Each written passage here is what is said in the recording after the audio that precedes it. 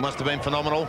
Sounded terrific up here, but you were right down among it all. Yes, and certainly the crowds involved and the players very edgy. Damien Drum particularly so. Off the ground by Geary. Towards McDonald. Got a high one. Played for it. Deserved it. 80 metres from goal.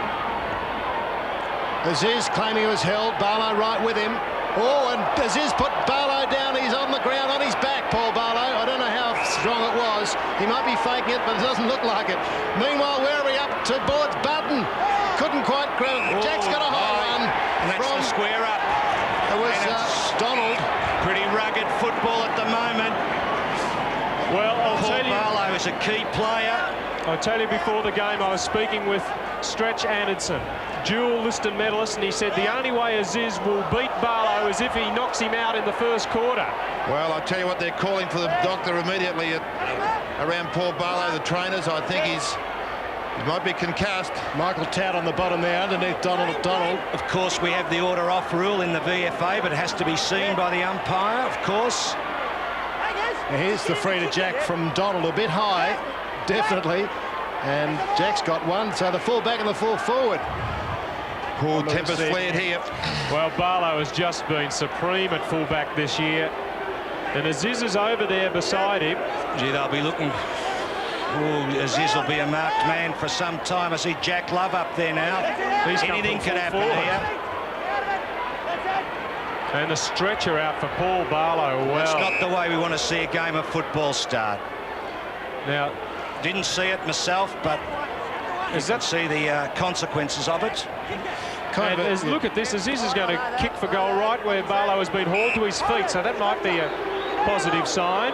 I'm sure he'll do everything within his power to stay out there. He looked like he wanted to get back at Aziz there. John Lamont coming to just settle down Jack Aziz.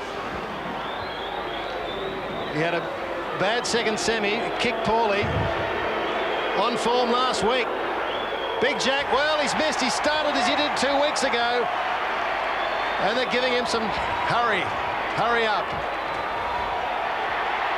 Well, he went down there, but it was a bit of an autumn leaf effort, I think. High drama here at Princes Park. Well, the first side that settles down after this will no doubt win the game. Well, Dave King is going to take it from fullback and run with it. That's what he does best. Munch in good position. Connell there matched him for pace. And Barlow moving around. So maybe he is not out of it. But he's off the ground though, Peter. Yes.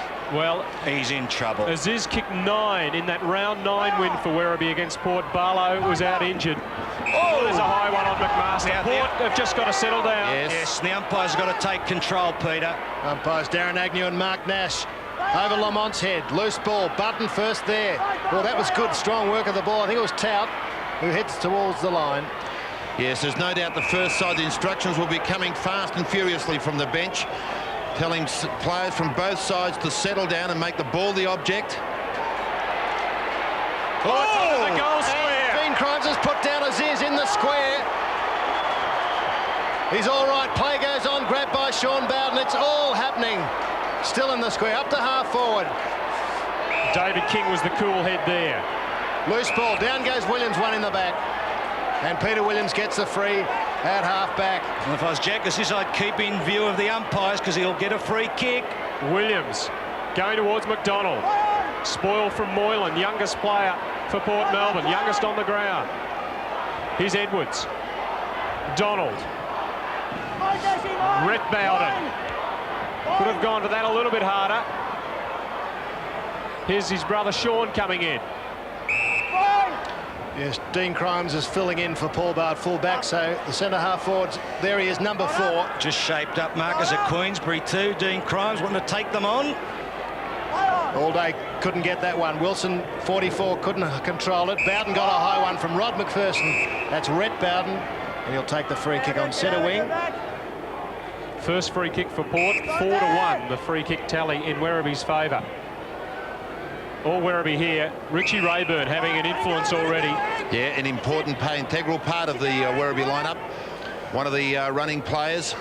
One of the pack. 5 players who played in the losing grand final in '91. Kicked it straight into the tallest man on the field, Eric Munch, at 200 centimetres. I sort of saw the Aziz Barlow incident out of the corner of my eye, and I think Barlow's problem is probably in the rib region, sort of a backhander or an elbow to get rid of the full back. So it depends how bad those ribs are, I would reckon. Sean Bowden missed by James, a hand pass. Advantage paid. Bailey, gee, there's some water there at half forward. Little chip kick in towards Harkins. Sean Bowden feeds it out. Klahesi quickly on the left foot, up towards Love. No free kick. Bailey, first goal to the Borough. Justin Bailey. Well, a smart bit of play by Port Melbourne. It just shows you how adept they are at ground level, those smalls. They thrive on a half opportunity, and that's all that presented itself. So the quick kick from Klahesi up forward to Jack Love. I thought he could have been in receipt of a kick, but no, grand final. It may have thought advantage there, Sam. Actually, the umpire, he did go to pay it. But Bailey reading the game very smartly, and you do need intelligent players in conditions like today. Richard Geary to Aziz. He'll be the villain today for the Borough throng, that's for sure. No 50 there. Well, Barry Round tells me Aziz can look after himself too, so could be hot. Is that personal experience? Because Aziz and Round, he didn't see eye to eye on all occasions. Now he's going for his first goal of the day, 98th of the season. He's missed again. Two behinds for Jack Aziz, 4 points in front, Port Melbourne. Once again leaning back into his kicks. Yes, Phil. Paul Barlow just jogging around the boundary a moment ago. He looks to be okay. He's just stretching, just gathering his breath. So he'll probably be back shortly, I would think. There's Crimes, though, waiting to kick in. He's played a lot in defence, so that's not a problem. That robs them of a key forward. Crimes heads, well, that's way over Kieran's head. There's a late one from James. Yes. Well, this is what sides have got to realise, that you cannot afford to go recklessly attacking players and risking a 50-metre in a situation that virtually gives McDonald the goal. Yes, grossly undisciplined.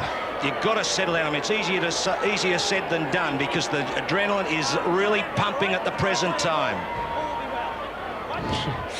Smile never too far away from his face. Dave King getting in his ear, telling him how he's going to miss the shot at goal. A couple of words of encouragement, I think not. But he's an experienced campaigner, the Werribee captain coach. He would have been through this a number of times during his days at North Melbourne. 155 league games. So he'll be well steeled and well prepared. There'll be nothing out there that's strange to him. He'll just settle down, compose himself, and drill through Werribee's first, I suspect. It is his 48th of the season. Werribee in front by 2 points. We've played in the grand final of the '93. 10 minutes. And what an enthralling 10 minutes it's been, Philip. Well, Sam, it's had me on the edge of the seat, I can tell you. We don't like to reminisce about the old days, but it took us back a few years. My word. And they're still grappling in the square, Aziz and Crimes, and now King getting stuck into a runner. It's a trainer out there with a trainer, I should say. Yeah, Phil, Peter, all day couldn't pick it up. Geary showed a bit of pace. Clever thinking in the wet.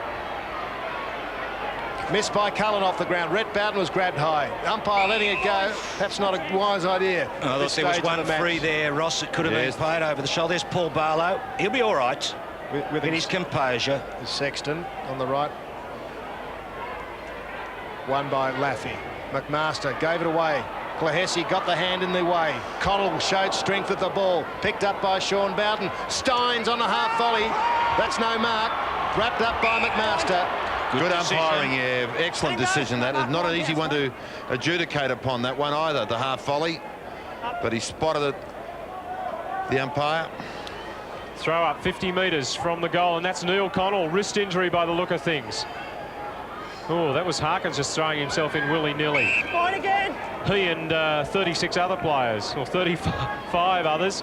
Well, injury count level at this stage. 2 defenders off. Shoulder, I think, too, Peter. It's a big loss. He's a very, very good defender, Connell. Well, Wright coming onto the ground. Donald McDonald said he'd start on Munch, but it was Connell that started on him. Wright will have to go on to him now. Here's Geary. Rod McPherson linking up his button. He's got right open if he wants him. The pass, a beauty. Now John Lamont can go for goal. It's open. Oh, Reynolds to the left. This is a good There's move. players everywhere. Oh, He's got to kick the goal now, Sam. He must kick the goal. You know, he squandered two brilliant options if he had have got on with it hurriedly, but obviously got faith in his ability.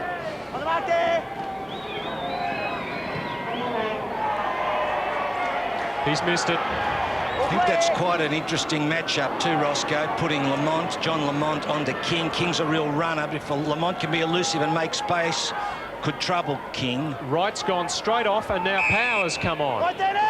So a little bit of confusion on the interchange bench there for Werribee. And Donald got clear. Luke Donald puts it down the corridor. McPherson with a diving attempt. Ooh, and again courage shown by Moylan. And attention for Connell. That must be hurting. Get the jumper off with an injured shoulder. Meantime,